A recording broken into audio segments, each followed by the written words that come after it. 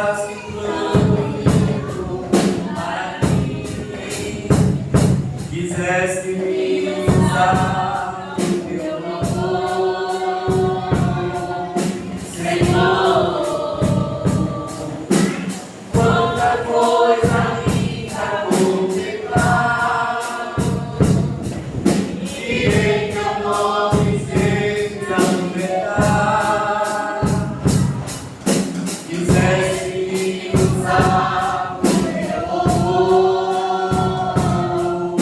Senhor.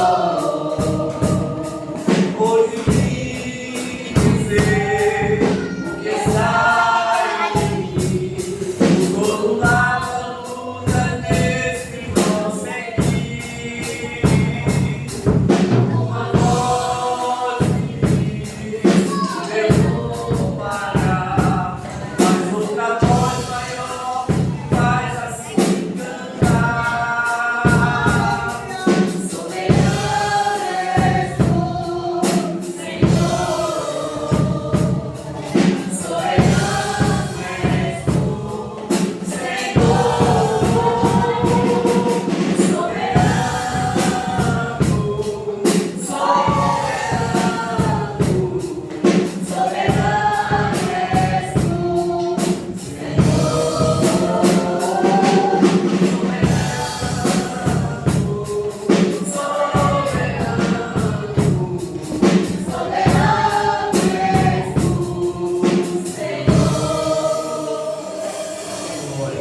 Ele é soberano, né, irmãos? Ele manda em todas as coisas.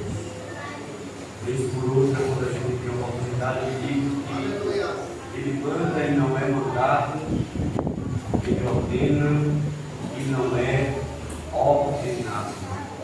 Tudo segue a direção deste Deus que é soberano sobre todas as coisas. Ele é quem controla tudo que acontece no mundo. Tudo que acontece na minha vida, na sua vida, está sob o domínio e o comando do nosso bom e soberano Deus. Não acontece nada sem a autorização dele. Nada, absolutamente nada. A gente é que muitas vezes acha e pensa, né, que as coisas fugiram do controle dele. Talvez porque muitas das vezes as coisas não estão acontecendo na nossa vida como a gente queria que acontecesse. Ah, seria tão bom se fosse assim, Senhor.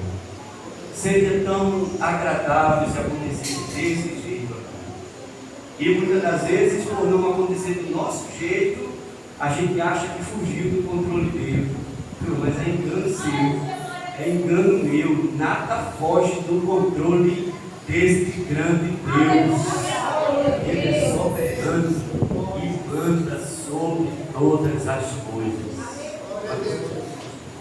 Eu quero compartilhar com vocês, meus irmãos, está escrito na primeira carta de Paulo a Timóteo, capítulo de número 6. Bendito seja o nome do Senhor para sempre. Versículo 15 e o 16, que diz o seguinte: a qual ao seu tempo mostrará o bem-aventurado e único poderoso Senhor, Rei dos reis e Senhor dos senhores, aquele que tem, ele só, a imortalidade e habita na luz inacessível, aquele que os homens viu nem pode ver, ao qual seja honra e poder sempre eterno. Amém. Esses versículos ficará como base para cada um dos irmãos refletirem sobre este Deus soberano que manda sobre todas as coisas, né? Soberania de Deus na história. Soberania de Deus na história 2. Aleluia. A Bíblia apresenta muitas provas diversas da soberania de Deus. Se a gente fosse hoje destacar as provas que existem de que Deus está no controle, que Ele é soberano e controla todas as coisas, meu Deus, né? entraríamos na manhã do dia seguinte e saíamos passando pela manhã, tarde e a outra noite, e não pararíamos porque Deus, Ele é soberano e a Bíblia atesta a prova ou provas da soberania de Deus na história.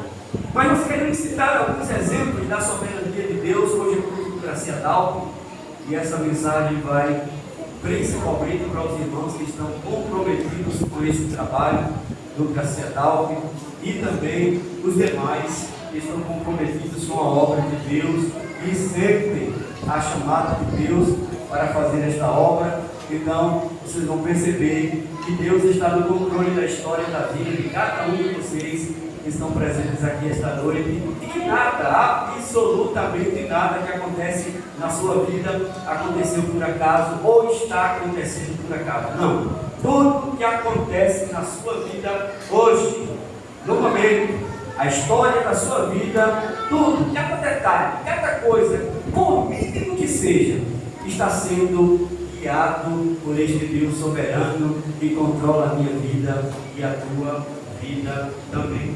Primeira prova de que Deus está no controle da história está na preservação da vida de Moisés e sua escolha para libertador de Israel.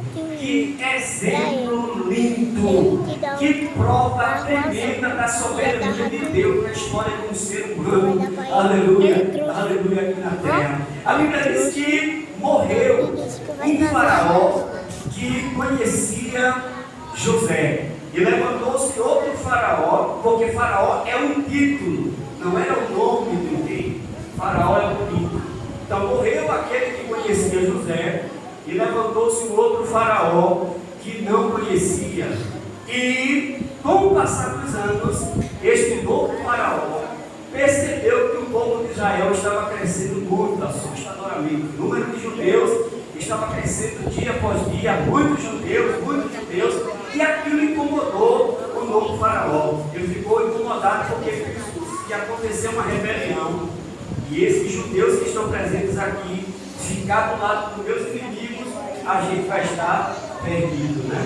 Então eles disseram, vamos fazer alguma coisa para impedir o crescimento desse povo aí, para não acontecer isso que a gente está esperando. E aumentaram o trabalho, começaram a aumentar o número de produção, o nível de produção, para que Deus ficasse exaustos, cansados. E dessa forma, eles não coabitassem com suas esposas e o nascimento de crianças fosse parado, extinto. Mas parece que o aumento do trabalho era como se fosse um tempero, né? Estava apimentando ainda mais os homens judeus. Quanto mais cansados eles estavam, mais exaustos, mais animados eles chegavam em casa para namorar com as suas esposas. E mais menino nascia. Oh glória! Mais menino nascia. O rei ficou incomodado, viu que não dava jeito. O aumento de trabalho, o aumento da produção não estava resolvendo. Então ele chamou os parteiros e disse, meu cá, quando nascerem as crianças judias, se for menino, vocês matam e deixem com vida apenas as meninas, porque dessa forma elas casam com os egípcios e aí só vai nascer menino egípcio. Deus entrou na história, as parteiras temeram a Deus, e todas as vezes que nasciam as crianças, elas não faziam nada. Aí o rei mandou chamar as parteiras. O que está acontecendo? Mandei vocês matarem as crianças que nascessem do sexo masculino, vocês não estão matando. Isso não. É porque as mulheres hebreias são muito vivas. Quando a gente chega lá, o menino já tem nascido. Aleluia! E não conseguiu atrapalhar. Espera aí, então eu vou assinar um decreto a partir de agora. Todas as crianças que nascerem do sexo masculino serão jogadas no rio Nilo para serem mortas. E dessa forma eu dou cabo de todos os meninos, e aí a gente vai ficar em paz aqui no reino. Deus entra na história mais uma vez. Aleluia. A Bíblia diz que Israel começou a clamar a Deus, pedindo socorro, não estavam mais aguentando o sofrimento. estavam sofrendo demais, muito tempo ali cativo pelos egípcios, clamaram a Deus. E Deus resolveu responder a oração do seu povo. Aleluia, aleluia, bendito seja Deus. Entrou na história. Entre os meninos que nasceram naquela época, estavam sendo jogados no rio Nilo, nasceu Moisés. Joquebede, sua mãe, tentou salvar ele por algum tempo, mas ele estava crescendo, não dava para esconder por muito tempo. Então ela pegou ele, colocou no cesto ou numa arcazinha, perturbou ela todinha e jogou no rio Nilo, sem saber o que poderia acontecer. Miriam, irmã de Moisés, ficou de longe acompanhando a trajetória da arquinha, né? Que ia lá dentro das águas, para lá e para cá, aleluia, sem saber qual o destino que poderia acontecer, mas o Deus soberano, aquele que controla a história da nossa vida, estava controlando a história da vida daquela pequena criança, daquele pequeno menino Moisés. Aleluia! E o texto diz que a arca ficou presa em alguns juncos, e nesse dia, exatamente nesse dia, a filha do faraó, aleluia, resolveu banhar-se no rio Nilo. É Deus controlando tudinho, aleluia. Vamos banhar, vou lá para o rio e foi para suas moças. Enquanto ela estava se banhando, ouviu o choro de uma criança, né? O que será isso? Viu a arca que estava presa nos juncos e mandou que alguém fosse lá pegar, e Miriam acompanhando de longe, e quando ela pega a arca que abre, vê lá aquele menino bonito, e ela moveu-se de íntima compaixão por ele e disse: eu vou criá-lo como meu filho, aleluia. Miriam, quando viu aquela cena, se aproximou, e quando chegou perto disse: olha, queres que eu arrume uma ama de leite para cuidar dessa criança? Aí ela disse: muito bem, quero sim, traga uma ama de leite para eu cuidar, aleluia, para cuidar do menino. Deus é tão especialista, irmãos, nos mínimos detalhes, que ele fez com que a própria mãe de Moisés cuidasse dele e ainda recebesse salário. Oh glória! A própria mãe amamentou seu filho e ainda foi paga por isso. Moisés cresceu, aleluia, voltou para o Egito, aprendeu todos os idiomas, todas as coisas que precisava aprender ali no Egito. Cresceu, se tornou príncipe do Egito, e Deus controlando a história. Aleluia, bendito seja Deus. Israel continuou clamando a Deus: Senhor, nos ajuda, nos socorre. E Deus disse: está na hora, chegou o momento de eu fazer alguma coisa. Oh glória! E um dia Moisés estava passeando e viu quando dois homens estavam brigando e um egípcio estava maltratando um judeu. Moisés se incomodou com aquilo, entrou em ação e matou o egípcio. Foi descoberto que Moisés tinha matado o egípcio, ele fugiu e foi embora para o Egito. Chegou na terra de Midian. Lá Moisés pastoreou as ovelhas do seu sogro. Ele conheceu uma moça, casou-se com ela e agora estava como pastor de ovelhas. Não era mais o príncipe do Egito. 40 anos se passaram. Imagina só. 40 anos se passaram. Estava lá Moisés pastoreando as ovelhas do seu sogro Jetro, quando de repente uma planta conhecida como sarça começou a arder em chamas. Moisés ficou curioso com aquela cena. Como pode ser isso? Essa planta está queimando, ardendo em fogo e não se consome. Ele tentou se aproximar para ver aquela maravilha de perto, e quando ele estava se aproximando, a voz de Deus bradou dentro daquela planta, oh glória, e disse: Moisés, não te chegues para cá, tira as sandálias dos pés, porque o lugar em que tu estás é terra santa. Moisés ficou atônito, sem saber o que estava acontecendo, e Deus começou a falar: eu tenho ouvido e visto o sofrimento do meu povo Israel, e resolvi libertá-los do jugo egípcio. Você será a pessoa que eu escolhi para libertar o meu povo da aflição. Vá aonde está o faraó e diga a ele que diga ao meu povo, melhor, que deixe o meu povo ir para me adorar no deserto. Aleluia.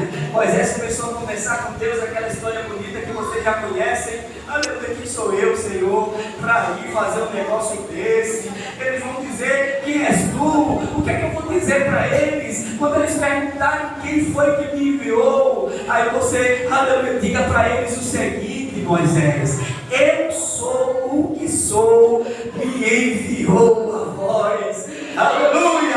O Deus de Abraão, o Deus de Isaac, o Deus de Jacó, vossos pais, me enviou a voz.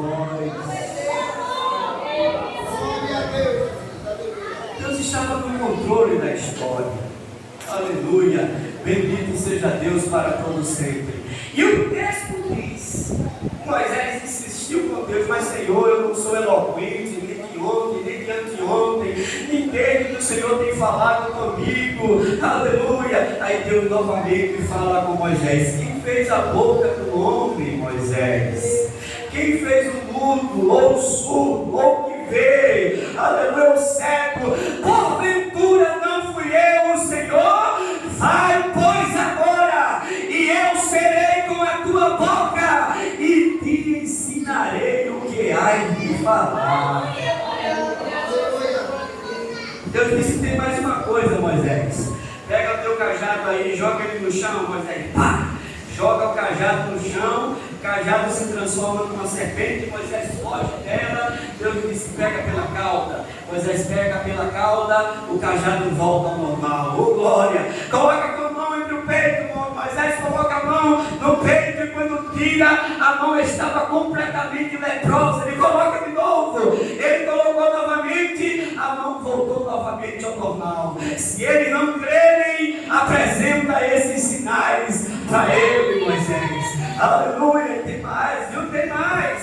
E daí para frente, Moisés segue em direção, cumprindo o propósito deste grande Deus, que tem o controle sobre a história da minha vida e da tua vida também. Resumindo, Moisés se transformou num grande libertador de Israel, e Israel foi liberto do jugo egípcio, porque Deus é soberano e está no controle da história da minha vida e da tua vida também. Segunda prova de que Deus está no controle, Ele é soberano e está no controle da história, está registrada no livro de Esther. Esther capítulo 1, versículo 1 a 22, depois o capítulo 2, de 1 a 17. Olha lá, mais uma história belíssima, provando de que Deus está no controle da história, que Ele é soberano e comanda todas as coisas. Imagina só,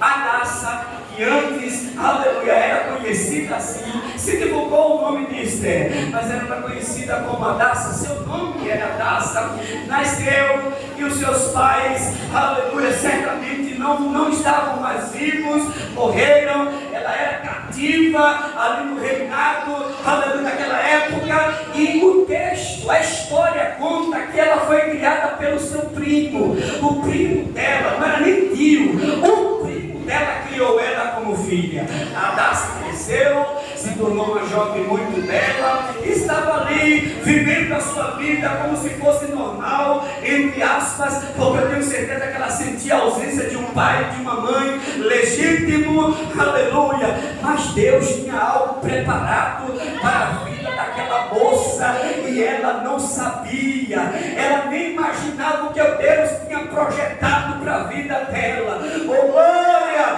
Muitas das vezes eu e você não sabe, nem imagina a aquilo que Deus tem projetado para a minha vida e para a tua vida, mas Ele está no comando da história.